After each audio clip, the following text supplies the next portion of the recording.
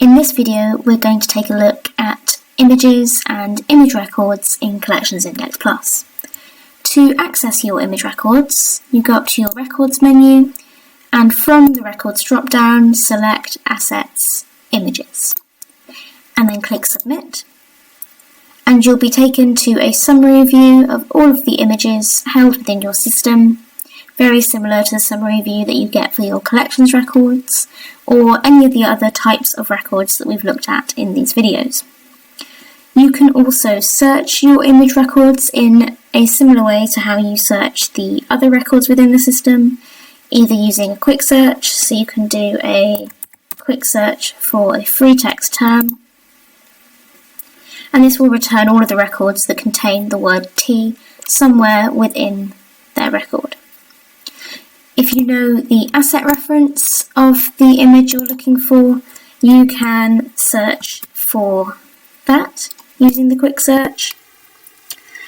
Your asset reference is the original file name of the image record that was uploaded to the system, but without the .jpeg or .tiff or whatever type of file it is on the end. You can also search the original file name using the full file name, including the type of file it is, by going to the advanced search. So if we head back to our summary view, we can click on the advanced search button here and then search into specific fields. So we look in our original file name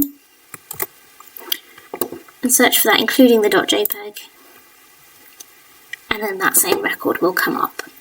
Deciding whether you're searching within your asset reference or your original file name field will just be based on whichever is easier for you, whether you have them listed with their .jpeg or without in the system that you're using to search for your images.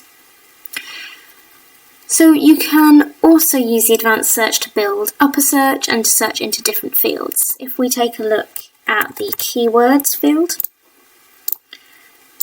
it is a terminology controlled field, so you'll be given the drop down with the option of all the terms, but you can still start typing into this field and then it will take you to the term you're looking for.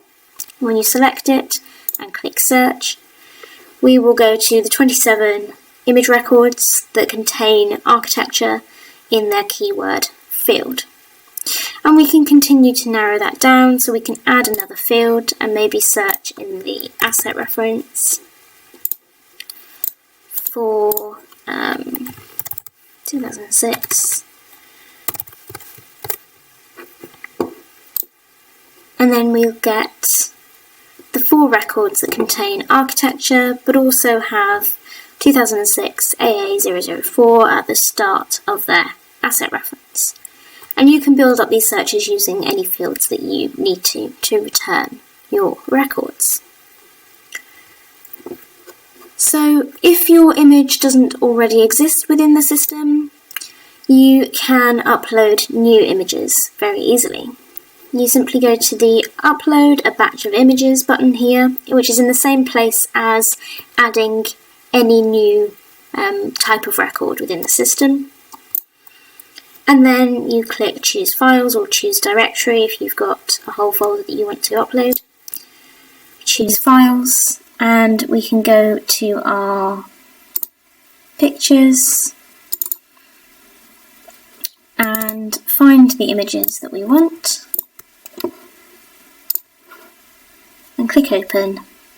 And once these are ingested, we'll be taken to a summary view just of our 3 new images.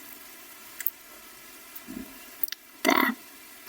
And once we're here, we are able to view those records, and you'll see that any metadata that we had was automatically brought into the record, and that we've uploaded one master version of the image, and the system automatically creates all of these different renditions for different uses, which you're able to then just select and download straight from the record for use in, say, the website or marketing. so that's there ready for you without having to make a number of different thumbnails and then remember where you've saved them and move them around. You can just have one version of the image and then upload it to the system and use your renditions here. You're also able to edit these records as you would any other type of record. So if we go down to our rights fields, we can add our rights. So we can say that it's copyright to Thomas Beard as of today, and we can add any more information that we need to. And then we can just click save and view our record, and that change would have been made. You can also work with these images as a batch. So if you've uploaded these 3 new images, you can batch edit them and edit their rights fields, let's say, again. And also their keywords. So you can edit as many fields as you want to, as long as the information that you're editing within the batch edit applies to all of the records that you are talking about. And you get the option to amend or extend, so I'm going to extend because then it will also retain the existing data that's in these fields for that record I just edited. If I had have chosen amend, it would have overwritten that data. So we do copyright.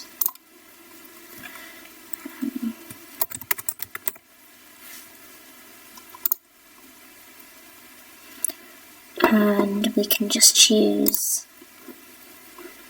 our copyright holder. Maybe it is from earlier than our other copyright holder.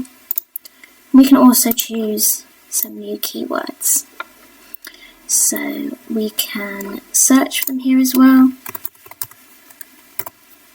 And there we go, we can select sculpture.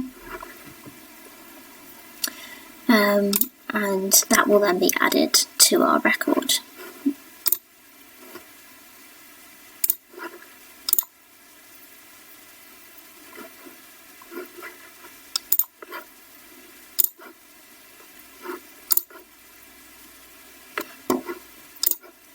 And then when we view our record, you'll see we have the sculpture term and the hire term that I selected, and you can select as many keywords as you need to, and then also this copyright information as well. If we look at the record that we edited earlier, you'll see that we have 2 instances of right holders now because we extended that field, and we've got those same keyword fields as well.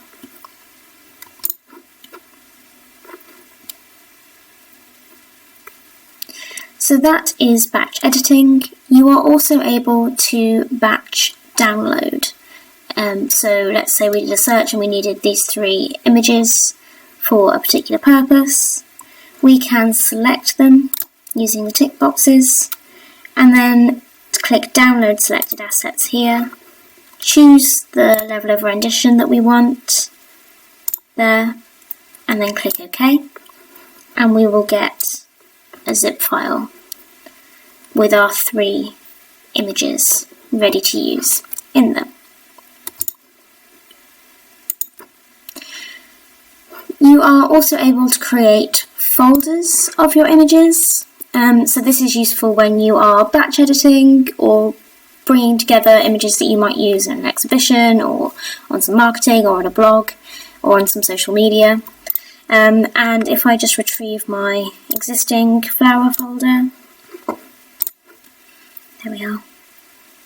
And I can do the same sorts of tasks as I just did with my sculpture images, using my batch edit and my download selected assets options. There is a whole other video on creating folders on the channel, so you can have a look at that if you'd like more information about making these folders. So finally, let's take a look at how we link images to records. We can link images to any type of record that we need to, including our collections records. So let's have a look at that first. If I bring up some of my records, I can edit one of these, and if we just head down to our image section here, you'll see that we already have 3 images attached, but I can add another. To add, browsing, finding the other image that I want, and then clicking OK. And now I've got 4 images attached. I can then click Save.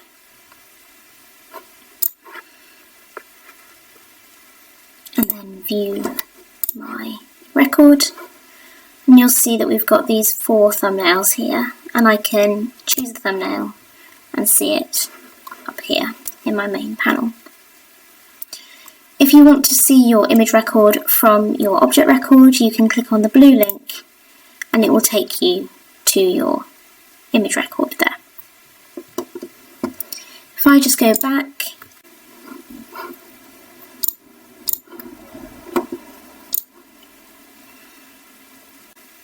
I could also batch edit these records if they had a group image that I wanted to add to all 3 records. So you can link an image to as many records as you need to, and you can have as many images attached to a record as you need to. You can also link to other types of records. So if we have a look at our person authority and just search for someone,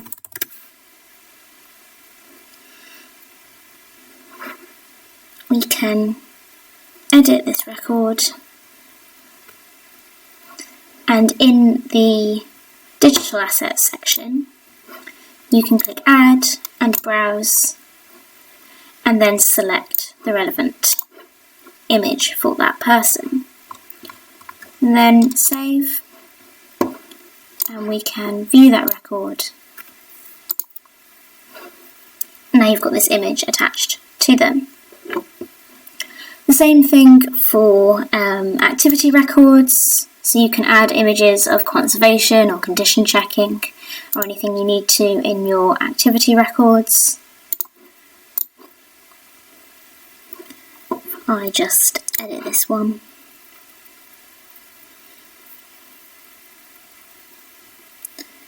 And go down to our images section. It's the same process, and I can just add my image there.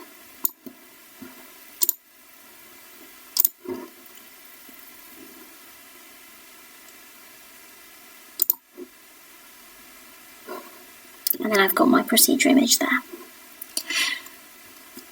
You are also able to add images to terminology records. So there is another video on terminologies, but if we were to go to our responsible department,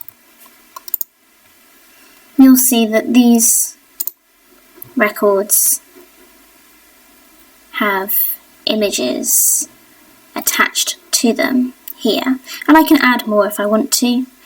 And the reason that this is helpful is if you have a collections online site, whenever you click on the collections menu, it's organised by responsible department, and it is this image that will come up to illustrate that responsible department within your collections online system for the public. And a final thing to mention is how you then make these images available on the website. So if we head back to our image records,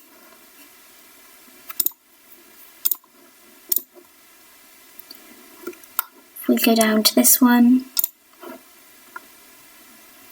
you'll see that under workflow there is an available on the website field, similar to the one you see in your collections records and your authority records and your terminology records. And if you click on that, you'll see that it's either yes or no. And at the moment this image is marked as yes, so it is available on the website. And that just means that you can attach an image to a collections record or any other type of record. But let's say you've got an image of an object and you've got one really good image that you want to be made available to the public on your Collections Online site, but you have, let's say, 4 condition check images of that particular object, and that's of scratches and the base and things like that, and you don't want people to be able to see that on the website. And this is how you control that. So you can make the collections records available and they'll show up without any images until you go into the individual image records and make them available on the website. So you have control at record level of what gets seen and what is hidden. So that is another aspect of your image records that's important to remember. If we head back to our dashboard, that was an introduction to the different functions of image records within CollectionsIndex Plus. I hope it was helpful, and as ever, if you have any questions or would like any more information, please do just get in touch. I will put a link to our website in the description of this video so you can see on there how to get in touch with us via phone or email.